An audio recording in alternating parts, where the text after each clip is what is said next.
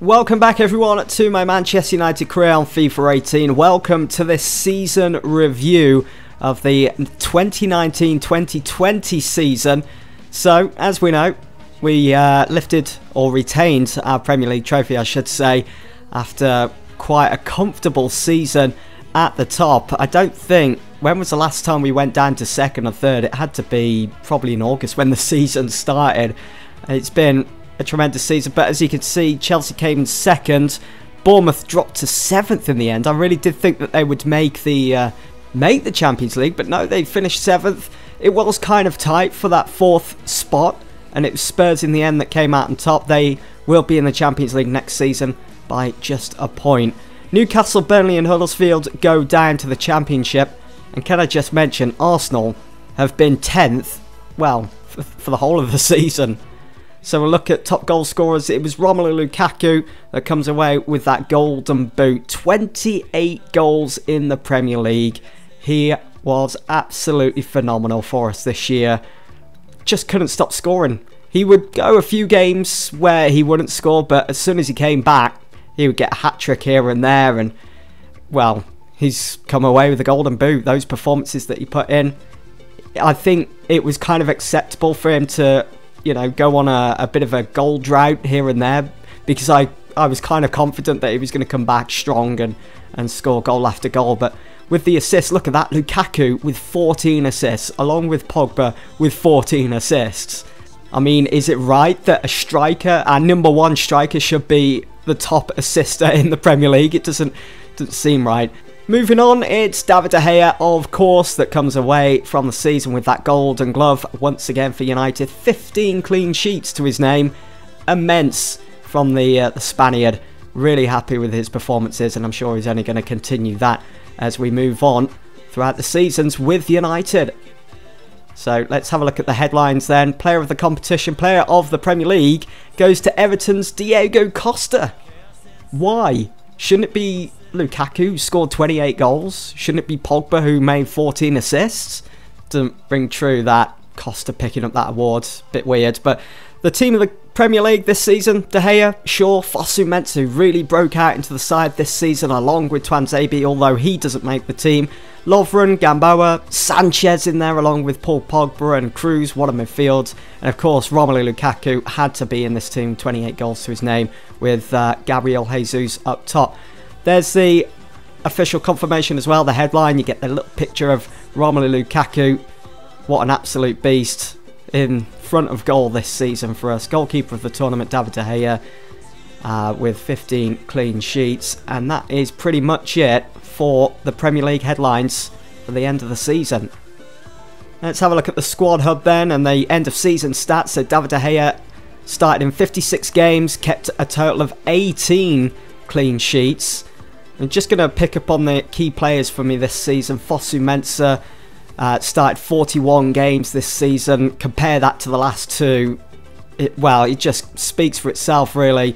He started those 41 games on merit with the amount of top performances he put in, and he's really took over nicely from Antonio Valencia, who may or may not be leaving in the summer. We'll have to wait and see.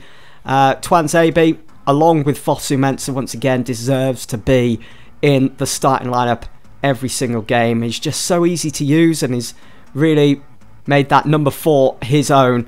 And you can see by his stats, he's overall 82, and it's just going to keep on increasing. He's still at the young age of 22, and he's such a solid centre-half already. He's started in numerous Champions League games this season for us. Yes, we didn't make the final, but look at the teams that we've had to come up against. Paul Pogba, don't think I really need to say much about him. Started in 37 Premier League games. I rested him just for the one. No injuries whatsoever for him this season, which is fantastic. That's what you want from your best players, really. 56 starts altogether, 13 goals, 23 assists, along with 18 clean sheets for his side, with a total of an 8.3 average rating, with an overall 92 rating. It's just phenomenal. Tony Cruz started 34 games in the Premier League, only got 3 goals to his name, but he's not here to score goals. He's here to help out, solidify that central midfield. Going forwards though, look at this. Anthony Martial, 48 starts, 19 goals. That front three of Rashford, Martial and Lukaku, and Sanchez as well, we can't forget him, you know, when I was rotating throughout the season, as you can see here, 50 starts and 14 goals for him.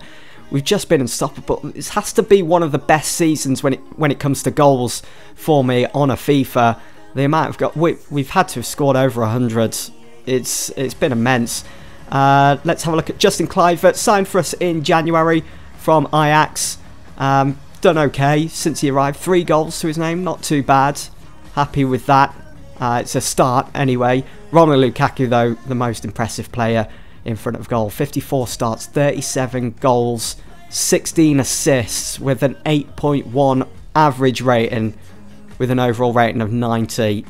I really couldn't be more happier for him, for this series as well, for him banging in those goals, and long may it continue next season.